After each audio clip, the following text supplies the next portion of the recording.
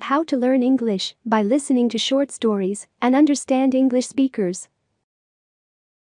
Listen the first time without captions. Listen again with captions and take notes of new words with right pronunciation. Listen again without captions and notice the difference. Recording by Elisa, January 2011.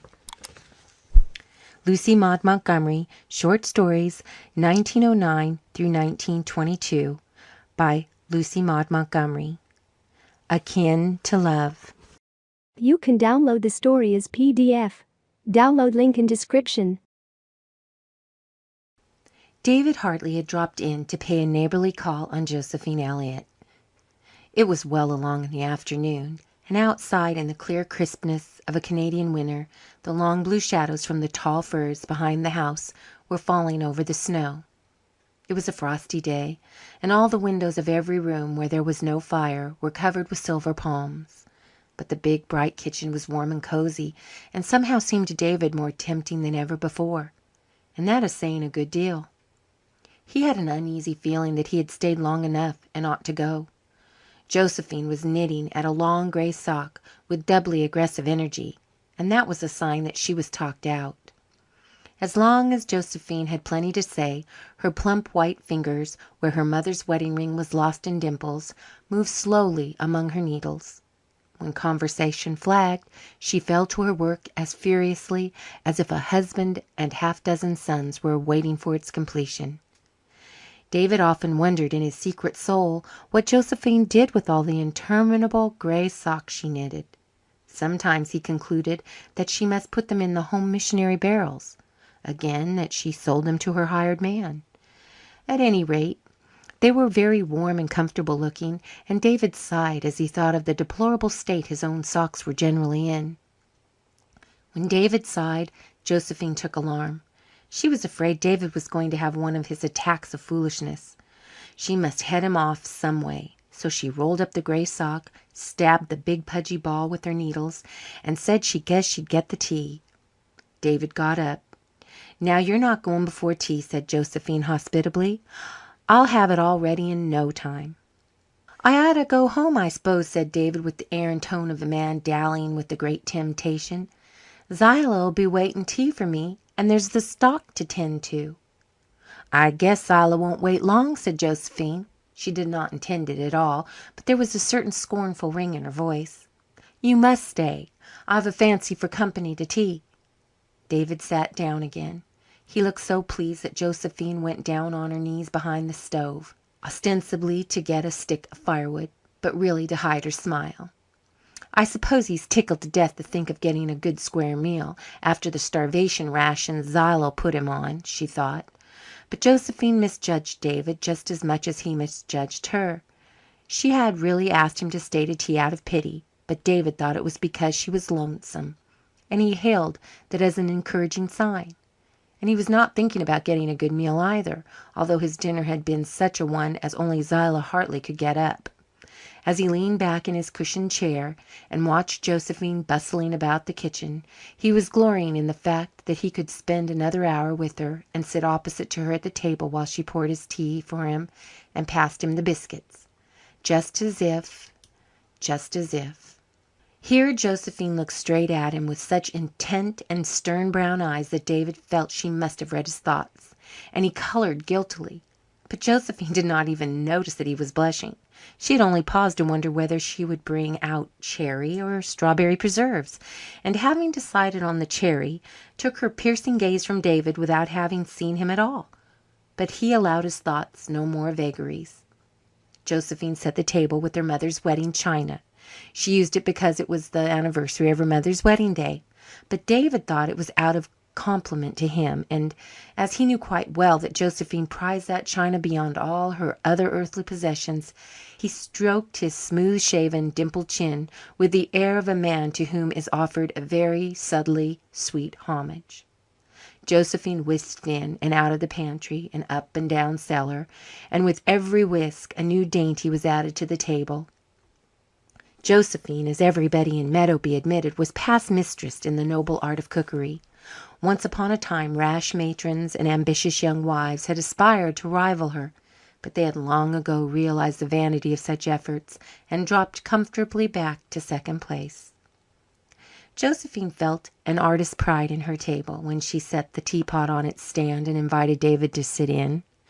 There were pink slices of cold tongue, and crisp green pickles and spiced gooseberry, the recipe for which Josephine had invented herself, and which had taken first prize at the provincial exhibition for 6 successive years.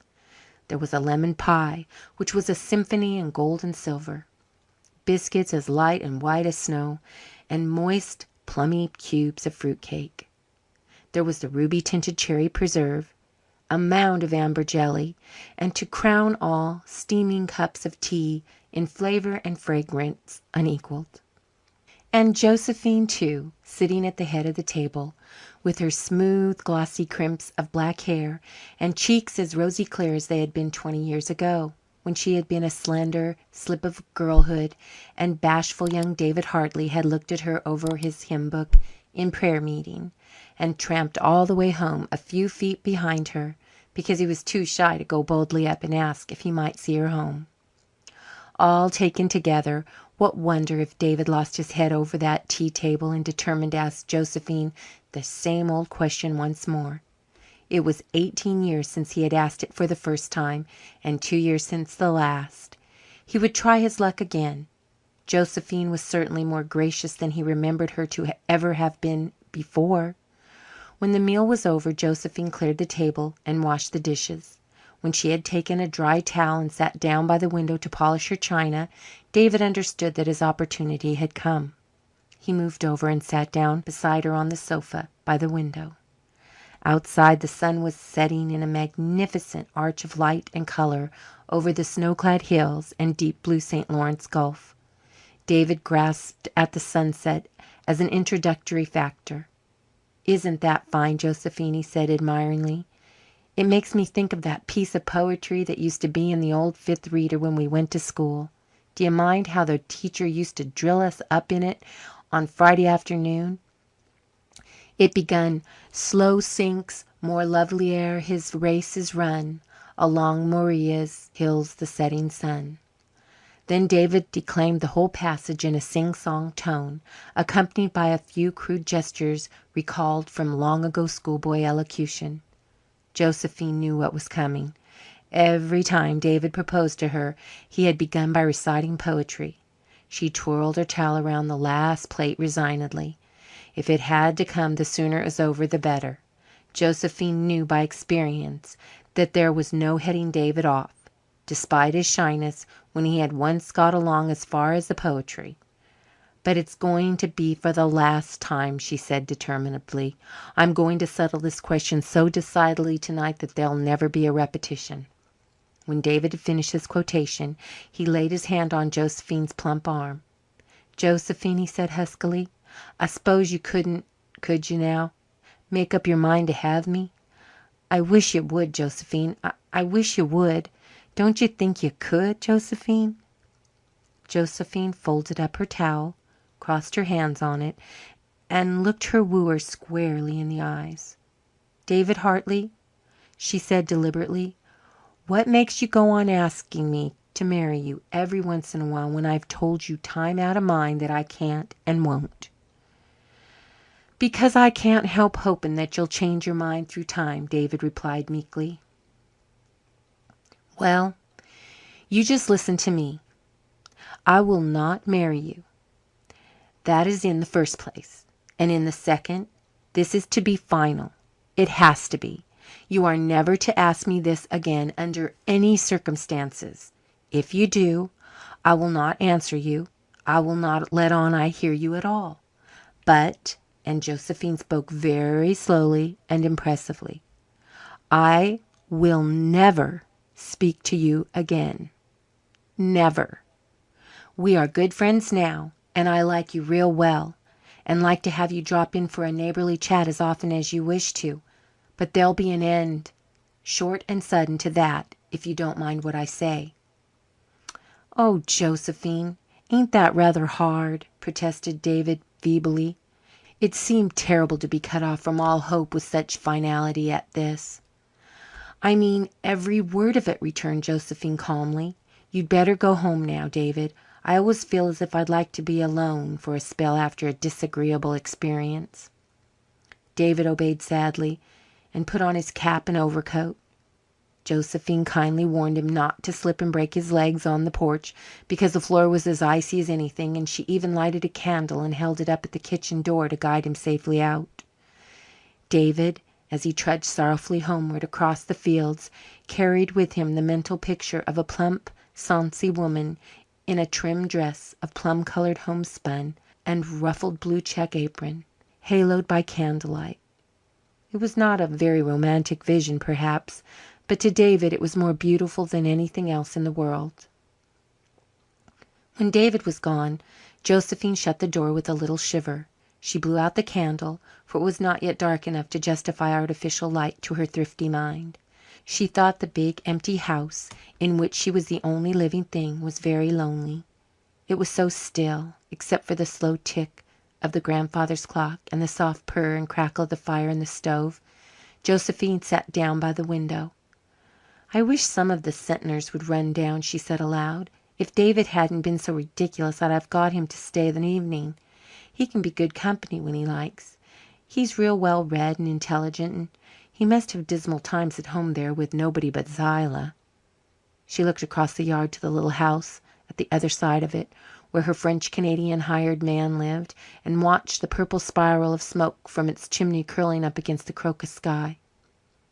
Would she run over and see Mrs. Leon Poirier and her little black-eyed, brown-skinned baby? No, they never knew what to say to each other. "If 'twasn't so cold I'd go up and see Ida," she said. "As it is, I guess I'd better fall back on my knitting, for I saw Jimmy Sentner's toes sticking through his socks the other day. How set back poor David did look, to be sure. But I think I've settled that marrying notion of his once for all, and I'm glad of it." She said the same thing next day to Mrs. Tom Sentner, who had come down to help her pick her geese. They were at work in the kitchen with a big tub full of feathers between them, and on the table a row of dead birds, which Leon had killed and brought in. Josephine was enveloped in a shapeless print wrapper and had an apron tied tightly around her head to keep the down out of her beautiful hair, of which she was rather proud. "What do you think, Ida?" she said with a hearty laugh at the recollection. "David Hartley was here to tea last night and asked me to marry him again. There's a persistent man for you. I can't brag of ever having had many beaux, but I've certainly had my fair share of proposals." Mrs. Tom did not laugh. Her thin little face, with its faded prettiness, looked as if she never laughed. "Why won't you marry him?" she said fretfully. "Why should I?" retorted Josephine. "Tell me that, Ida Sentner." "Because it's high time you were married," said Mrs. Tom decisively. "I don't believe in women living single, and I don't see what better you can do than take Tom Hartley." Josephine looked at her sister with the interested expression of a person who is trying to understand some mental attitude in another which is a standing puzzle to her. Ida's evident wish to see her married always amused Josephine. Ida had married very young, and for 15 years her life had been one of drudgery and ill health. Tom Sentner was a lazy, shiftless fellow. He neglected his family and was drunk half his time. Meadowby people said that he beat his wife when on the spree, but Josephine did not believe that, because she did not think that Ida would keep from telling her if it were so. Ida Sentner was not given to bearing her trials in silence. Had it not been for Josephine's assistance, Tom Sentner's family would have stood on excellent chance of starvation. Josephine practically kept them, and her generosity never failed or stinted. She fed and clothed her nephews and nieces, and all the grey socks whose destination puzzled David so much went to the Sentners. As for Josephine herself, she had a good farm, a comfortable house, a plump bank account, and was an independent, unworried woman. And yet, in the face of all this, Mrs. Tom Sentner could bewail the fact that Josephine had no husband to look out for her. Josephine shrugged her shoulders and gave up the conundrum, merely saying ironically, in reply to her sister's remark, "And go to live with Zillah Hartley? You know very well you wouldn't have to do that. Ever since John Hartley's wife at the creek died, he's been wanting Zillah to go and keep house for him, and if David got married, Zillah'd go quick. Catch her staying there if you were mistress. And David has such a beautiful house. It's 10 times finer than yours, though I don't deny yours is comfortable. And his farm is the best in Meadowby and joins yours. Think what a beautiful property they'd make together. You're all right now, Josephine, but what will you do when you get old and have nobody to take care of you? I declare the thought worries me at night till I can't sleep." "I should have thought you had enough worries of your own to keep you awake at night without taking over any of mine," said Josephine dryly. "As for old age, it's a good ways off for me yet. When your Jack gets old enough to have some sense, he can come here and live with me. But I'm not going to marry David Hartley. You can depend on that, Ida, my dear. I wish you could have heard him rhyming off that poetry last night. It doesn't seem to matter much what piece he recites. First thing that comes into his head, I reckon. I remember one time he went clean through that hymn beginning 'Hark from the tombs a doleful sound,' and 2 years ago it was 'To Mary in Heaven,' as lackadaisical as you please. I never had such a time to keep from laughing, but I managed it, for I wouldn't hurt his feelings for the world. No, I haven't any intention of marrying anybody, but if I had, it wouldn't be dear old sentimental, easy-going David." Mrs. Tom thumped a plucked goose down on the bench with an expression which said that she, for one, wasn't going to waste any more words on an idiot. Easy going, indeed! Did Josephine consider that a drawback? Mrs. Tom sighed. If Josephine, she thought, had put up with Tom Sentner's tempers for 15 years, she would know how to appreciate a good-natured man at his real value. The cold snap which had set in on the day of David's call lasted and deepened for a week. On Saturday evening, when Mrs. Tom came down for a jug of cream, the mercury of the little thermometer thumping against Josephine's porch was below zero.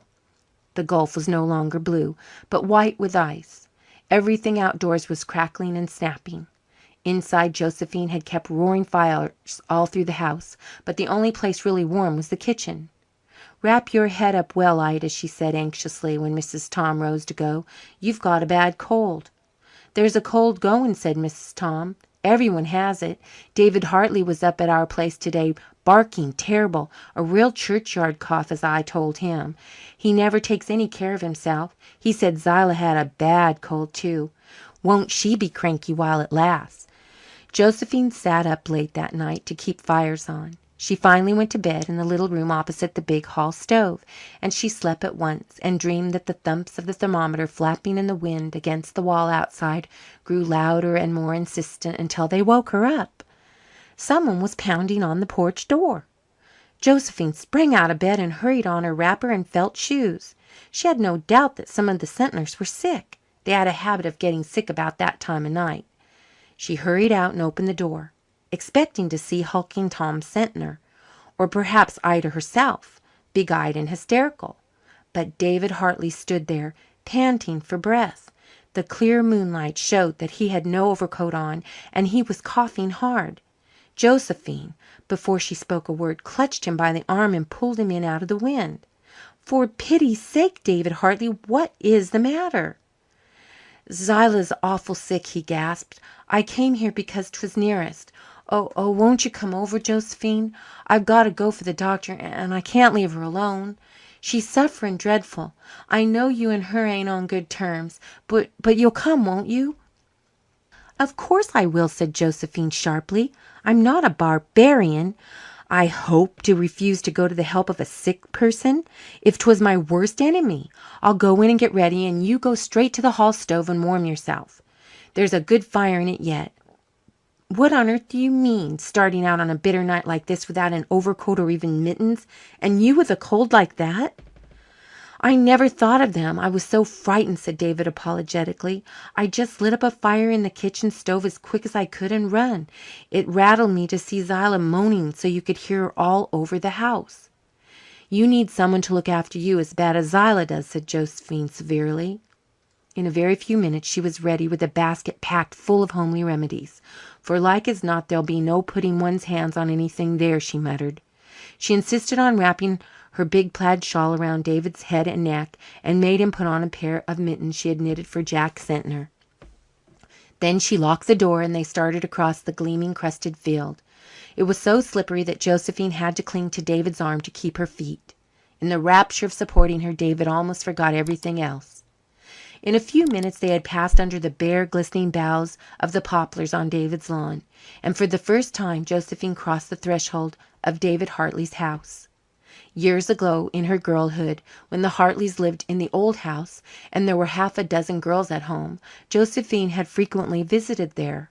All the Hartley girls liked her except Zillah. She and Zillah never got on together. When the other girls had married and gone, Josephine gave up visiting there. She had never been inside the new house, and she and Zillah had not spoken to each other for years. Zillah was a sick woman, too sick to be anything but civil to Josephine. David started at once for the doctor at the creek, and Josephine saw that he was well wrapped up before she let him go. Then she mixed up a mustard plaster for Zillah and sat down by the bedside to wait. When Mrs. Tom Sentner came down the next day, she found Josephine busy making flaxseed poultices, with her lips set in a line that betokened she had made up her mind to some disagreeable course of duty.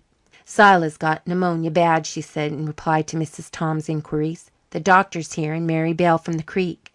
She'll wait on Zillah, but there'll have to be another woman here to see to the work. I reckon I'll stay. I suppose it's my duty, and I don't see who else could be got. You can send Mamie and Jack down to stay at my house until I can go back. I'll run over every day and keep an eye on things." At the end of a week Zillah was out of danger. Saturday afternoon Josephine went over home to see how Mamie and Jack were getting on. She found Mrs. Tom there, and the latter promptly dispatched Jack and Mamie to the post office that she might have an opportunity to hear Josephine's news. "I've had an awful week of it, Ida," said Josephine solemnly, as she sat down by the stove and put her feet up on the glowing hearth. "I suppose Zillah's pretty cranky to wait on," said Mrs. Tom sympathetically. "Oh, it isn't Zillah. No, it's the house. I never lived in such a place of dust and disorder in my born days. I'm sorry for David Hartley than I ever was for anyone before." "I suppose he's used to it," said Mrs. Tom with a shrug. "I don't see how anyone could ever get used to it," groaned Josephine. "And David used to be so particular when he was a boy. The minute I went there the other night I took in that kitchen with a look. I don't believe the paint has even been washed since the house was built. I honestly don't. And I wouldn't like to be called upon to swear when the floors were scrubbed either. The corners were just full of rolls of dust. You could have shoveled it out. I swept it out next day and I thought I'd be choked. As for the pantry, well, the less said about that the better. And it's the same all through the house. You could write your name on everything. I couldn't so much as clean up. Zillah was so sick there couldn't be a bit of noise made. I did manage to sweep and dust, and I cleaned out the pantry. And of course I saw that the meals were nice and well cooked. You should have seen David's face. He looked as if he couldn't get used to having things clean and tasty. I darned his socks. He hadn't a whole pair to his name, and I've done everything I could to give him a little comfort. Not that I could do much. If Zillah heard me moving round, she'd send Mary Bell out to ask what the matter was. When I wanted to go upstairs, I'd have to take off my shoes and tiptoe up on stocking feet so she wouldn't know it. And I'll have to stay there another fortnight yet. Zillah won't be able to sit up till then. I don't really know if I can stand it without falling to and scrubbing the house from garret to cellar in spite of her." Mrs. Tom Sentner did not say much to Josephine. To herself she said complacently, "She's sorry for David. Well, I've always heard that pity was akin to love. We'll see what comes of this." Josephine did manage to live through the fortnight. One morning she remarked to David at the breakfast table, "Well, I think that Mary Bell will be able to attend to the work after today, David. I guess I'll go home tonight." David's face clouded over. "Well, I suppose we oughtn't to keep you any longer, Josephine. I'm sure it's been awful good of you to stay this long. I don't know what we'd have done without you." "You're welcome," said Josephine shortly. "Don't go for to walk home," said David. "The snow's too deep. I'll drive you over when you want to go." "I'll not go before evening," said Josephine slowly. David went out to his work gloomily. For 3 weeks he had been living in comfort.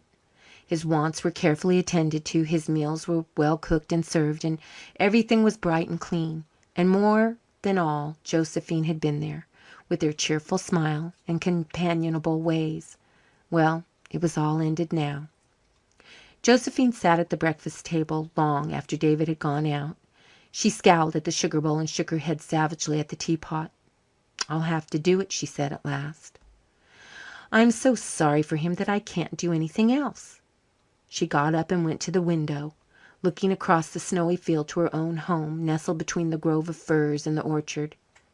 "It's awful snug and comfortable," she said regretfully, "and I've always felt set on being free and independent, but it's no use.